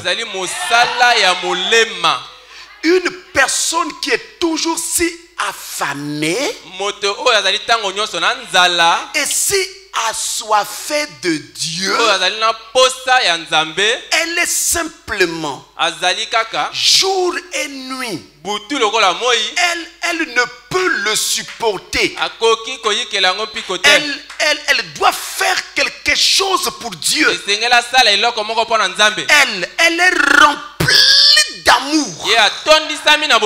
Il y en a qui sont remplis de critiques. Et elle est juste. Et son âme travaille. Ne faisons que travailler tout le temps. La Bible dit, celui qui marche en s'aimant avec des larmes revient sans doute avec allégresse, avec joie. Quand il porte ses précieuses gerbes, est-ce vrai? Toutes ces choses. Maintenant regardez. S'il y a, si cette église, si je disais ce matin, donc moi je dis ce soir, que ce petit groupe de gens et moi, si Dieu disait, maintenant regarde William Branham, je veux te tenir pour responsable de ce groupe de gens pour ce que tu leur enseignes. Maintenant, veux-tu que tous crient quand l'esprit les saisit? Assurément, je veux qu'ils crient. Veux-tu que tous parlent la langue? Je veux que chacun le fasse. Veux-tu que tous dansent en esprit? Je veux que chacun le fasse. D'accord. Bien. C'est très bien. Mais que préférerais-tu qu'ils fassent? Je préférerais avoir une église qui a un tel fardeau sur le cœur pour la prière que les gens resteraient simplement à cet hôtel et ils resteraient jour et nuit et ainsi de suite, que dans leur maison ils seraient constamment en prière. Ce million. Et essayons d'amener les gens à Dieu. Depuis quand tu as amené quelqu'un au Seigneur? La dernière fois que tu l'as fait, c'était quand? Tu as perdu de vue par rapport à ça. Essayons d'amener les gens à Dieu. Et allons à l'hôpital. Rendre visite aux malades. Quand vous apprenez que les frères et les sœurs sont hospitalisés, vous faites quoi? Vous y allez ou pas? Et essayons d'amener les gens à venir à l'église et à pratiquer le bien. Je préférerais avoir cela plutôt que tout le reste mis ensemble. Bien que le reste soit juste et ait sa place dans l'église. Mais si je devais avoir cela, je mettrais cette chose en première position. Parce que si vous avez cela, le reste viendra. Amen. Les cris, c'est bien. Parler en langue, c'est bien. Les visions, c'est bien. Tout ça, c'est bien. Mais est-ce que tu as un fardeau sur ton cœur? Quand vous sortirez là, vous allez voir des femmes qui dansent nues, à moitié vêtues, et tout le reste. Toi, ça te dit quoi? Si tu ne peux pas leur parler, il y a une chose que tu peux faire. Tu peux prier.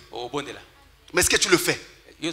Parfois on le fait au passage. Oh Dieu, n'oublie pas les pécheurs. Ça, ce n'est pas ça. Il s'agit de mettre son cœur dans cela. Ça vous préoccupe. Il faut prier avec toute votre âme. Vous êtes engagé. Vous n'aimez pas que le temps passe comme ça à la légère. Vous devez prendre du temps pour aller prier, même quand vous êtes à la maison. Même au travail, vous trouvez une occasion. Regardez le fardeau. Est-ce qu'il y a un fardeau? Je crois qu'il faut que je continue la lecture. Paragraphe 170. Je continue. Oui, voyez-vous, si vous avez ça, si seulement vous avez vraiment faim de Dieu, les cris viendront. Si vous avez vraiment faim de Dieu, le parler en langue viendra. Si vous avez vraiment faim de Dieu, vous continuerez à avoir faim. Prenez garde à vous-même. Quand vous remarquez que vous devenez indifférent, quelqu'un à l'hôpital, tu ne vas pas. Les gens dans le péché, tu ne pries pas. Rien. Tu deviens indifférent. Souvenez-vous simplement. Faites attention qu'il y a un autre esprit qui essaie de se glisser là. Restez humble. Juste devant Dieu. Votre âme travaillant. Soyez tout simplement de tout votre être à l'ancienne mode. Laissez-moi être à l'ancienne mode. Laissez-moi être à l'ancienne mode. Même si on m'insulte, non, c'est un pasteur pentecôtiste, c'est pas grave. Je préfère rester à l'ancienne mode. C'est ce que Frère Branham était. C'est ce que le Branham Tabernacle était au temps de Frère Branham. Je veux être à l'ancienne mode. Une église qui prie. Des chrétiens qui prient. Il continue. Je peux prouver par la Bible que la première fois que l'ange de Dieu a parcouru le pays pour sceller du Saint-Esprit, il scella uniquement ceux qui gémissaient et soupiraient à cause des abominations qui se commettaient dans la ville. Ézéchiel chapitre 9. Est-ce vrai? Et il a posé son sceau sur le front de ceux qui soupiraient et gémissaient à cause des abominations qui se commettaient dans la ville. Maintenant, je veux poser une question. Je vais vous poser cette question. Maintenant, nous terminerons aussi vite que possible. Qu'arriverait-il aujourd'hui si le Saint-Esprit parcourait Jeffersonville, New Albany et Louisville pour sceller ceux qui cet après-midi seraient chez eux, disant: oh Dieu, envoie un réveil, désirons ardemment une réunion. Oh Dieu, regarde les péchés de la ville. Oh, n'est-ce pas terrible?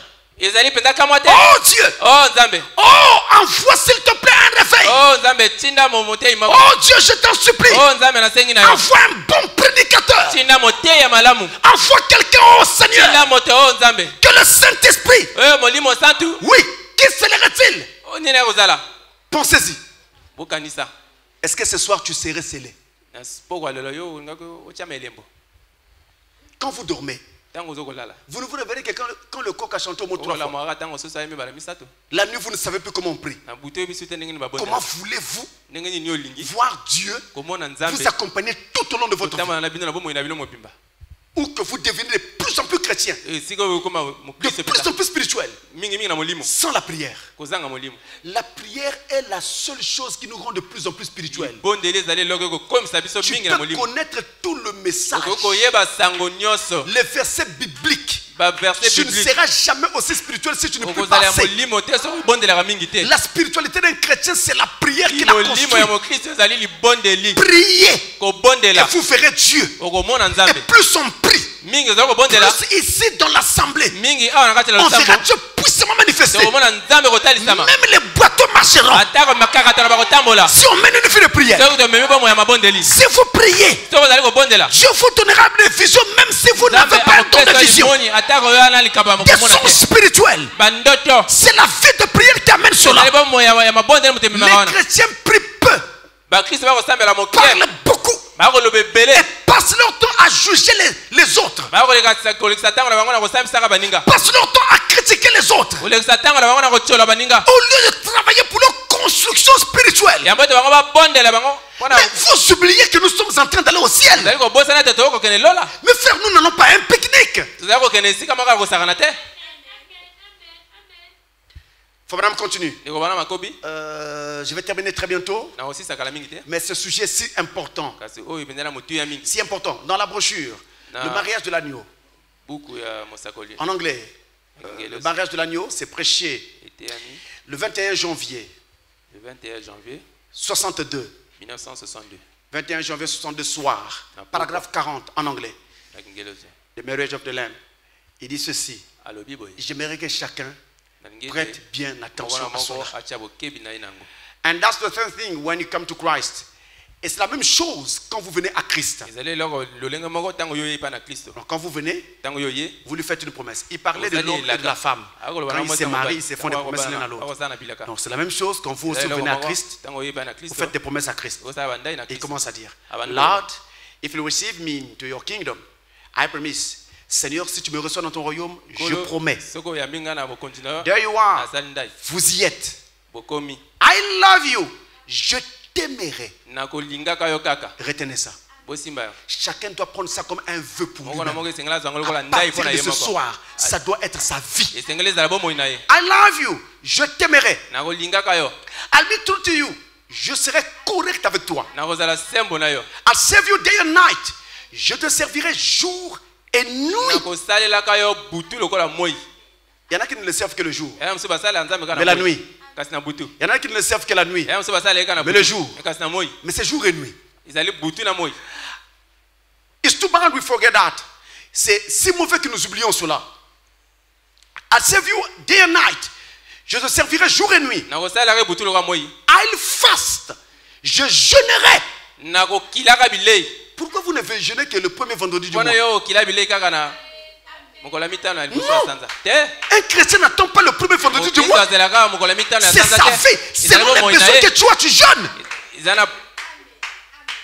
Parce qu'il y a des choses pour lesquelles il faut jeûner pour voir un résultat très rapidement. I'll fast, je jeûnerai. I'll pray, je prierai. I'll be loyal to you. Je te serai fidèle. Alléluia. Alléluia. C'est ce qu'un chrétien doit faire. I'll bring my tithing into the storehouse. J'amènerai mes dîmes dans la maison du trésor. La maison du trésor, c'est l'église. La maison du trésor, c'est l'église. Et tout chrétien doit payer sa dîme et ses offrandes. Peu importe ce que c'est, il doit l'apporter. Ça fait partie de l'alliance avec Dieu. I pray many times a day.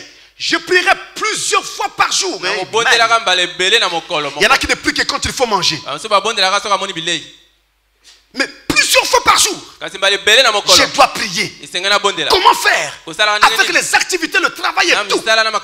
Eh bien, c'est de prier avant chaque activité. Prier avant chaque activité.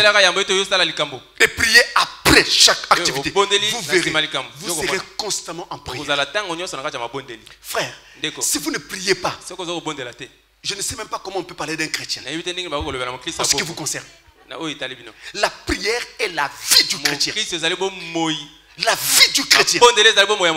Oh, que Dieu vous aide à comprendre cela. I'll do anything. Je ferai n'importe quoi. Tout ce que je peux faire pour Dieu. I pledge all my life to you. J'engagerai tout mon amour pour toi. Alléluia. Vous voyez, je ne vous demande pas d'être des kamikazes comme dans l'islam. Mais c'est juste pour prendre un exemple. Regardez dans l'islam. Je n'en fais pas l'éloge non plus. Mais ils croient tellement dans leur doctrine que vous pouvez voir quelqu'un se faire sauter pour servir, on va dire, de martyr. Parce qu'ils croient dans leur cause. Mais les chrétiens qui disent avoir un Dieu plus grand que l'islam sont plus froids, plus mous et formalistes. C'est assez rare aujourd'hui de voir des chrétiens qui engagent tout leur amour pour Dieu. Moi je me rappelle à l'époque, il y a une église qui s'est construisée. On a vu une femme, une magistrate. Je répète, une magistrate, une haut fonctionnaire. Mais parce qu'on avait demandé une cotisation à l'église, son salaire ne lui permettait pas de faire tout ça. Cette femme-là, à cause de l'amour qu'elle avait pour Dieu, elle va au travail, elle termine, elle rentre à la maison, elle cuisine de la bouillie, met dans une grosse marmite cocotte, met sur la tête. Elle se promène avec partout pour vendre, afin d'avoir l'argent à mener sa collecte. Une magistrate. Mes frères, ça si c'est pas Dieu, alors dites-moi ce que c'est. Le Congolais, orgueilleux qu'il est comme le front. C'est difficile, mes frères. Mais cette femme l'a fait. Pourquoi? Dieu était dans son cœur. Et je veux voir ce même Dieu-là dans le corps de croyants qui engagent tout leur amour pour Dieu. Engager tout son amour. Même ta propre personne n'existe plus. Dieu passe en premier. C'est-à-dire Dieu d'abord. Si ce n'est pas Dieu d'abord, je préfère mourir. Qui peut dire ça? Alléluia. I pledge all my life to you. J'engagerai tout mon amour pour toi. That's what you should do. C'est ce que vous devriez faire. That's exactly right. C'est parfaitement correct. What the promise that? C'est là où vous promettez cela. And it should come from your heart. Et cela devrait venir de votre cœur. De votre cœur. If you promise your husband that, and not from your heart, you mean it. Si vous promettez cela à votre mari et que cela ne vienne pas de votre cœur, you are absolutely not living correctly with him. Vous n'êtes pas en train de vivre correctement avec lui. It's a kind of a crystallized fire. C'est comme une sorte de liaison cristallisée. Ce n'est pas un vrai mariage. Parce que dans votre cœur, vous n'y pensez pas. Quand vous dites à Dieu, Seigneur, je t'aime, que pense ton cœur? Qu'est-ce que tu ressens? Mais en fait, un chrétien qui dit à Dieu, Seigneur, je t'aime, il devrait même sentir des frissons sur son corps.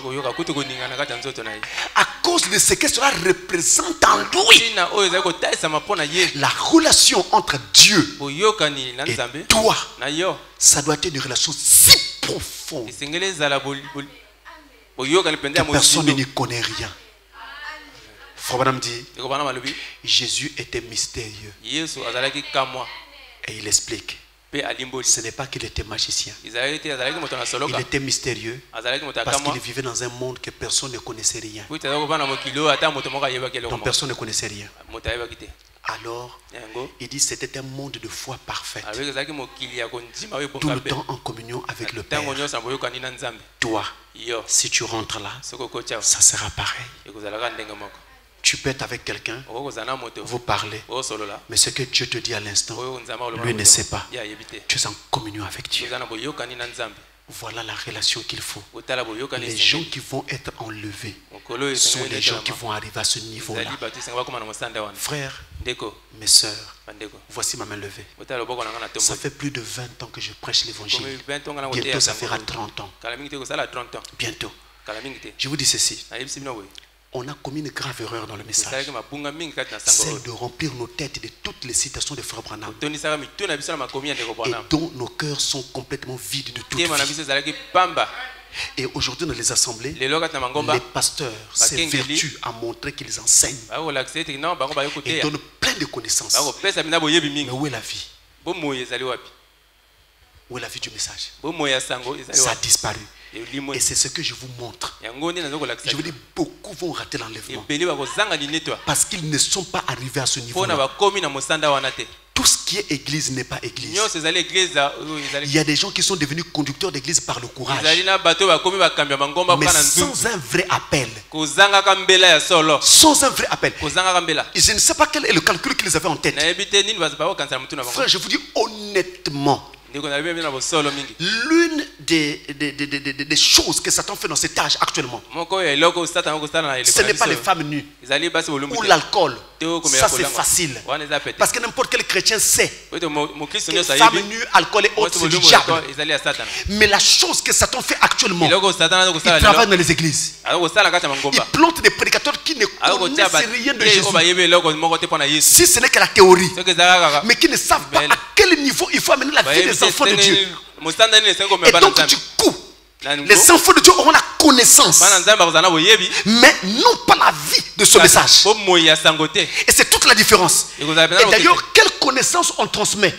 Quand on fait adorer Branham aux gens, et on enseigne des choses qui ne sont ni dans la Bible ni dans le message. On pense que l'histoire de la Bible, votre christianisme a commencé avec Branham. C'est une grave erreur. Le christianisme n'a pas commencé avec Frère Branham. Frère Branham vient à la fin des âges. Bien avant Branham, il y avait déjà le christianisme. Et vous ne pouvez pas changer ce que Dieu a fait dans le passé. Sous prétexte que vous avez reçu les 7 tonnerres. C'est le même Dieu qui était hier avec Paul Irénée Martin Colomba. Et c'est lui qui travaille avec Branham. Ne vous trompez pas. Allez jusqu'à l'adoption. Et c'est ce que je viens de vous présenter là. Un fils de Dieu, une fille de Dieu est sérieux. Il est calme. Il ne parle pas beaucoup. Beaucoup de frères ont toujours posé la question: Pasteur, vous êtes très calme, vous êtes très doux. Quand je prêche à la chair, je suis braillard. Mais quand je suis à la cité, essayez de me voir. Je suis rentré dans une pharmacie une fois. Et une femme qui me voit qui me dit: mais pasteur, mais là, vous êtes calme, vous êtes doux. À la télévision, vous criez fort. Je lui ai dit: le vrai Francis, c'est celui que tu vois là. Celui que tu vois à la télé, c'est pasteur Francis. Parler ne sert à rien. Tu veux dire quoi? Tu vas convaincre qui? Soyez calme, soyez doux. Il y a des choses qui ne doivent se gérer que par la prière. Même quand quelqu'un vous fait du mal, encaissez le coup, priez. Alors pour terminer très rapidement, excusez-moi, c'est juste deux petites questions. C'est une petite question seulement, je crois. Juste une petite question, on dit: est-ce que avoir le Saint-Esprit dans l'âme, c'est ça l'adoption? Oui et non. Oui, parce que si quelqu'un a le Saint-Esprit dans l'âme, si quelqu'un est adopté, il aura le Saint-Esprit dans l'âme. Mais avoir le Saint-Esprit dans l'âme, c'est la nouvelle naissance. Frère Branham dit: vous naissez de nouveau de l'Esprit de Dieu. C'est comme ça qu'il parle souvent, naître de nouveau de l'Esprit de Dieu. Et Jésus, en parlant de ça, vous pourrez regarder à la maison Jean 3 verset 5, il est écrit: vous devez naître d'eau et d'esprit. La naissance par l'Esprit, c'est ça le baptême du Saint-Esprit. Que le Seigneur vous bénisse. Nous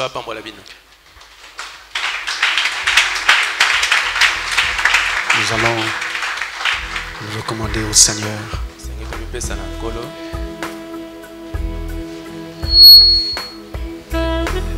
Certainement que Dieu nous a dit beaucoup de choses.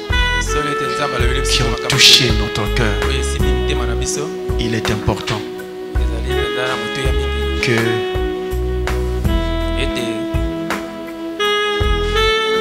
nous prenions cela au sérieux.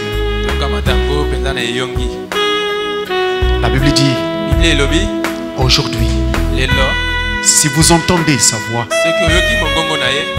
n'endurcissez pas votre cœur.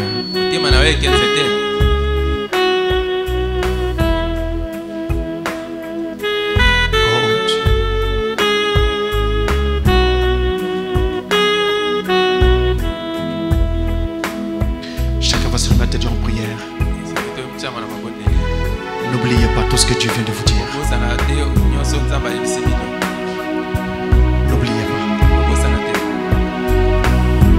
On a parlé de vie spirituelle.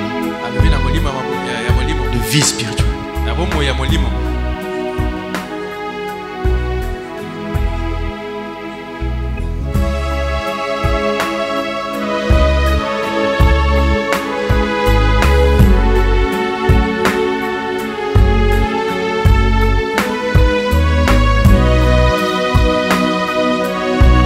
C'est ça l'adoption.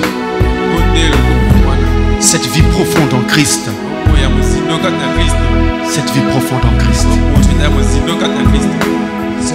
Jésus, j'abandonne,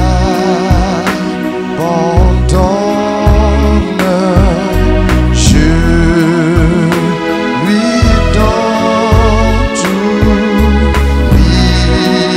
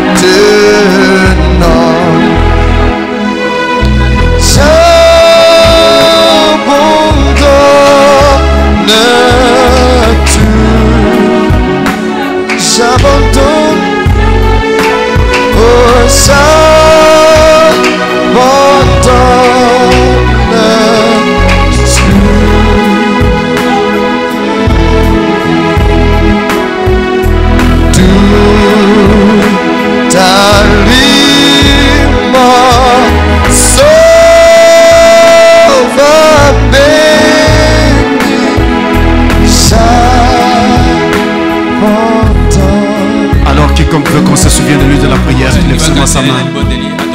Même ceux qui sont au loin, levez seulement votre main. C'est ça la vraie vie chrétienne. Le vrai christianisme. Le vrai christianisme. Le véritable christianisme. Nous allons prier. Si vous voulez qu'on se souvienne de vous, levez seulement votre main. Dieu notre Père Céleste, Merci pour la parole que tu nous as donnée ce soir. Mais nous étions venus dans ta présence, Seigneur, afin de devenir de meilleurs chrétiens, de personnes meilleures, afin de pouvoir encore être imbibés de l'Esprit de Dieu.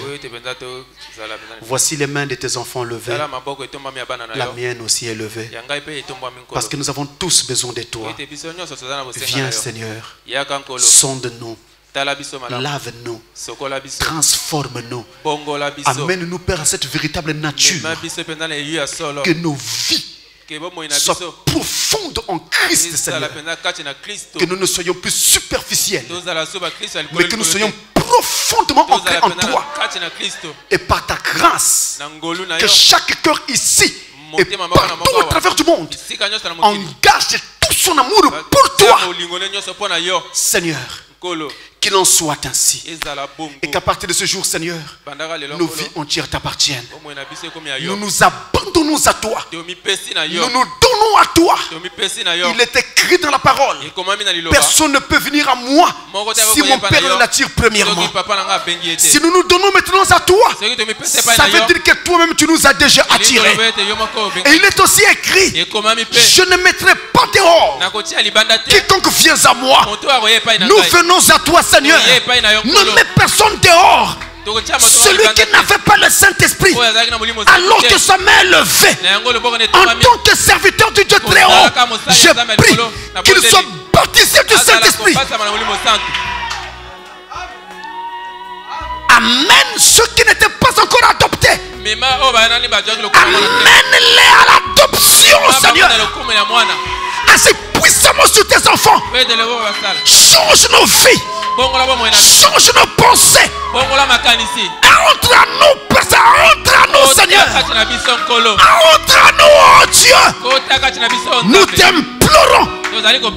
Quand nous allons sortir d'ici, que nous puissions voir, que nous puissions constater que quelque chose est mort à nous et que quelque chose venant de toi vit maintenant à nous, Seigneur. Accompagne-nous. Que Satan ne nous arrache pas ce que ton esprit nous a donné. Je place ton peuple sous ton sang. Ceux qui sont ici et ceux qui sont partout tout autour de la terre, que le Saint-Esprit agisse aussi sur leur vie. Au nom du Seigneur Jésus-Christ. Amen. Amen. N'acclamez pas. N'acclamez pas. Restez dans cette atmosphère.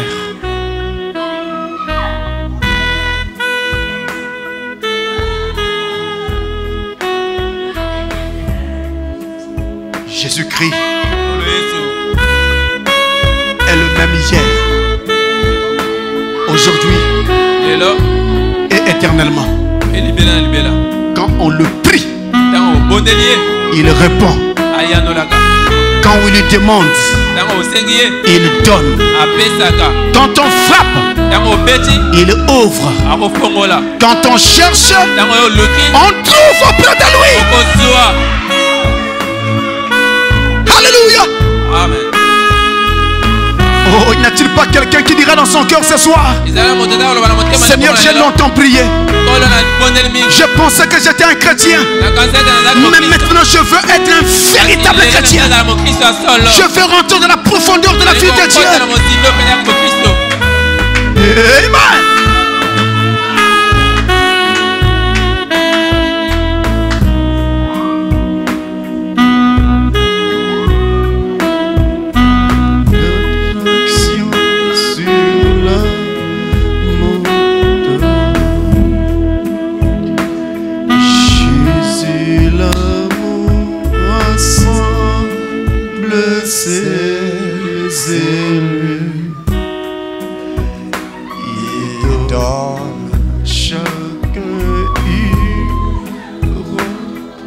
Cette couleur, afin qu'il soit attiré vers lui. Attire-moi, attire-moi, Seigneur. Jésus, l'amour attire-moi, Seigneur. Que le Seigneur vous bénisse richement. Quand vous allez rentrer à la maison, commencez par prier. Remettez-vous à Dieu et vous verrez sa gloire. Que Dieu vous bénisse richement.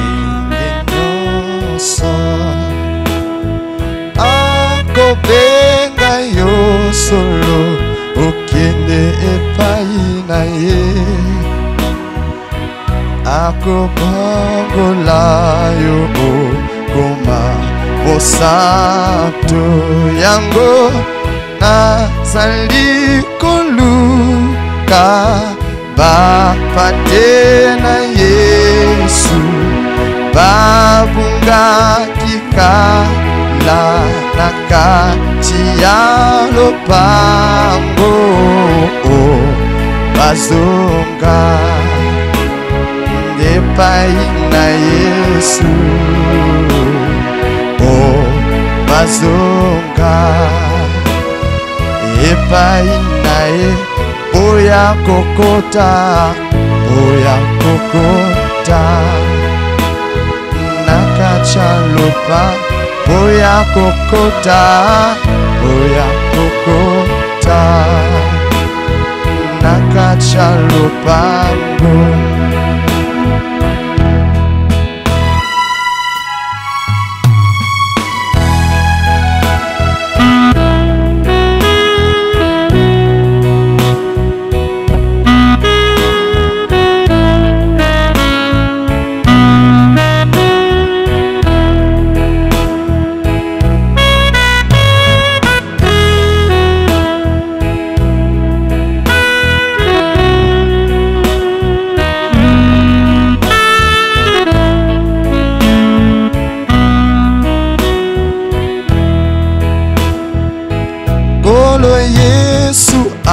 Asila kukufela yo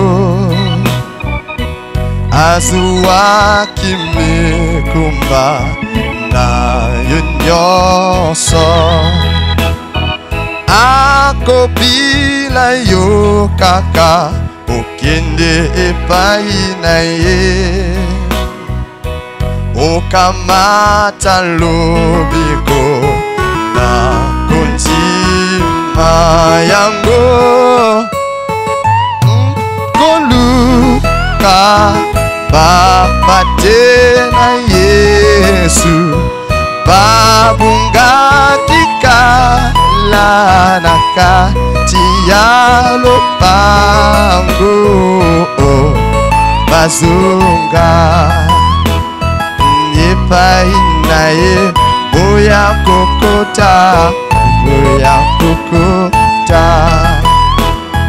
nakacha lopango